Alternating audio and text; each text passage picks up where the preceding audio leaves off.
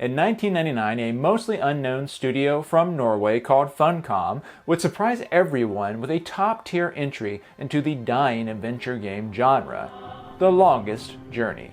The game is not very often discussed today, even among retro PC gamers, and I think that's a shame. Not only because it's a great game, but also because a lot of how the game's story is presented foreshadows the trends that would become popular in the following decade.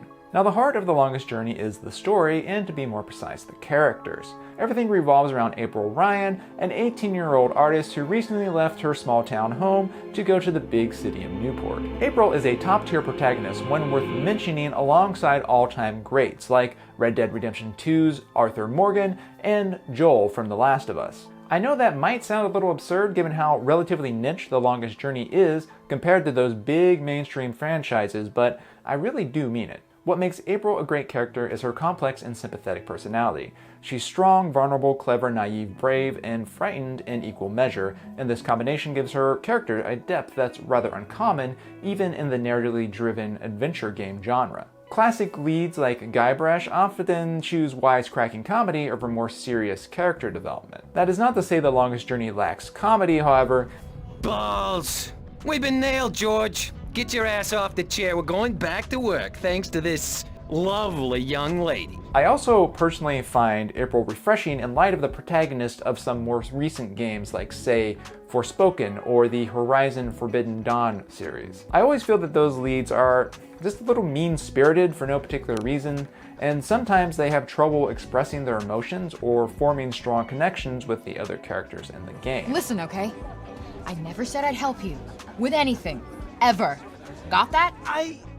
However, April is far from the only memorable character in the cast. Ragnar Tornquist, the game's producer and writer, has a remarkable talent for fabricating unusual settings and filling them with strange yet understandable characters. Most PC gamers are probably familiar with his work from MMORPGs like Funcom's Anarchy Online and The Secret World, each of which offer a unique twist on sci-fi and horror, but in The Longest Journey, he applies his talent to an outstanding cast of fantasy characters. This, of course, includes Crow, the wisecracking sidekick, and Cortez, a mysterious figure who ends up, of course, being a bit more than he initially appears. And that is just the start, really. Some of my favorite characters in this game are the minor side characters, like Captain Nebue, a sailor who's always up for some verbal swashbuckling. Jowls, bowels. Be here by this afternoon, or we'll sail without you. In Abnaxis, an ambassador from a fantastical race that experiences all moments in their life simultaneously. I have lived already, and I am yet to live. Nearly all of the game's characters are well written, but equal credit should be given to the game's voice acting. The Longest Journey released well into the CD-ROM era of PC gaming, and makes proper use of the storage capacity with full voice acting for every line of dialogue across the game's lengthy script, which, along with the game's cutscenes, fills 4 CDs in the game's original release. The Longest Journey was definitely not the first game to include full voice acting, of course, but the diversity of its characters and its extensive dialogue really set it apart from the pack. There is a lot of dialogue in this game, and that does actually become one of its weaknesses, but nearly every voice actor puts in at least a passable performance, and most of the main characters are quite good. Thanks? Where's my money? To me, the game's dialogue-heavy narrative foreshadows the dialogue-heavy RPG and action-adventure games that dominated the mid-2000s, games like Mass Effect and Uncharted. The Longest Journey is wholly a point-and-click adventure, but witty dialogue and a large cast up the ante for what players could expect from a video game's narrative presentation and better integrated each into the game itself.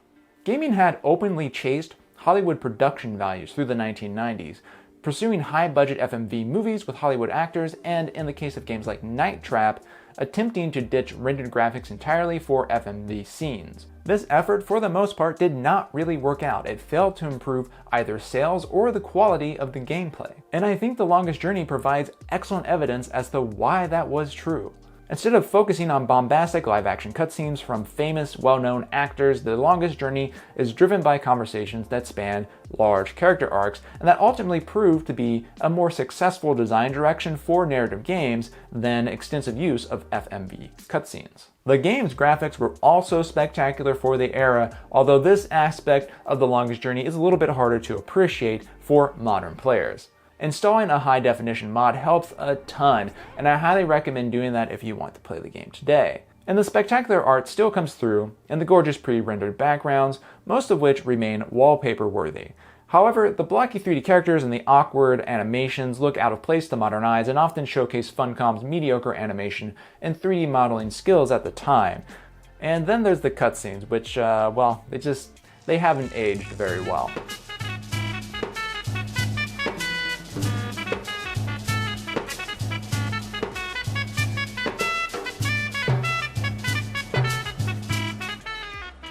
Given all this, you might be surprised to hear that Computer Gaming World's review of The Longest Journey called the visuals absolutely stunning, and that GameSpot nominated it for a Best Graphics Award in its 2000 Game of the Year roundup. If that feels odd, it helps to remember exactly what video games looked like in this era. Even the original cutscenes from Diablo 2 were quite awkward, and that game released with a maximum supported resolution of 640 by 480. Other big narrative games from the era, such as the Baldur's Gate series, were also still using 2D graphics, so The Longest Journey looked quite revolutionary at the time. Okay, but what about the story? I've kind of danced around that because this is not a full review and I don't want to spoil things for players that want to experience the game for the first time. Still, it is certainly inventive and a big part of the game's appeal. The game kicks off with a cryptic cutscene before placing you in the shoes of April Ryan, who's experiencing increasingly strange and vivid dreams. She soon finds out that she's at least partially responsible for the fate of not one, but two worlds, and that she has a magical power to shift between them at will. Speaking very generally, there's a few aspects of this story that really stand out. It leans on a fantasy trope known as portal fiction, a literary lineage that goes back to Alice's Adventures in Wonderlands, The Wizard of Oz, and The Chronicles of Narnia. Unlike fantasy in the mold of The Lord of the Rings, which tends to focus on war and conflict between wholly incompatible forces, portal fiction tends to center more on a journey of discovery and often includes a synergy or symbiosis between the worlds the protagonists explore. That is certainly the case in The Longest Journey, and it stands in contrast to the more violent and diabolical sort of plot lines that were pretty popular at the time.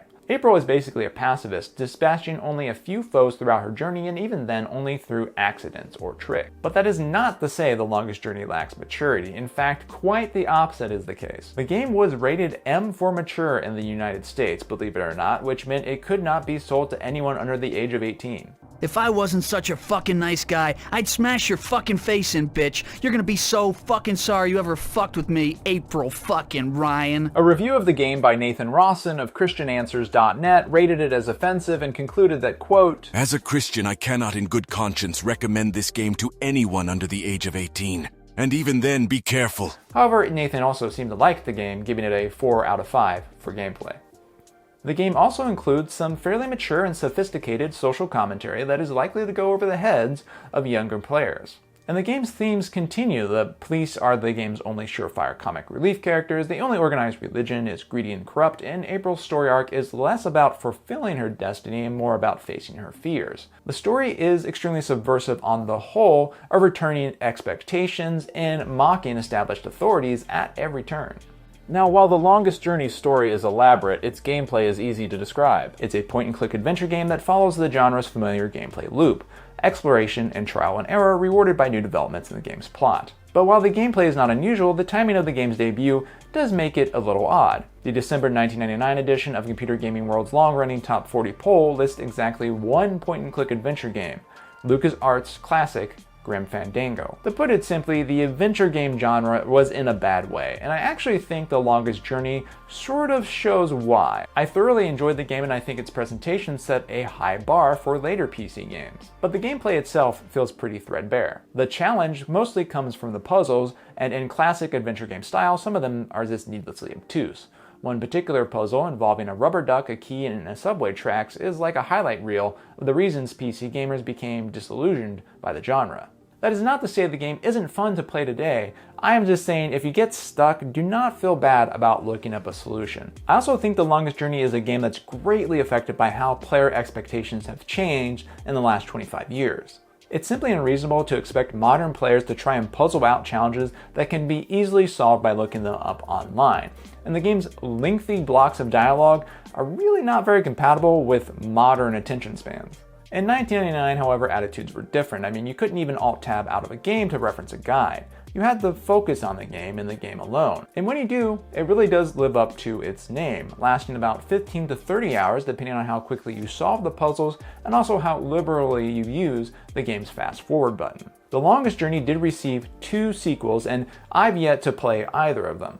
Dreamfall: The Longest Journey was released in 2006 and followed in 2014 by episodic releases called the Dreamfall Chapters. Neither of these sequels were particularly favorably reviewed as the original, but fans do seem to generally enjoy them. Personally, I may at some point check out these sequels, but I only cover games on this channel that are at least 20 years old, so Dreamfall still has a few years to go before it's eligible. So there you have it, a retrospective of Funcom's enduring adventure game classic, The Longest Journey. If you have not played it but you want to, check out the description of this video. I'm going to provide links of where you can buy the game and also to the HD mod I mentioned. I really highly recommend installing that. It'll make your entire experience much better.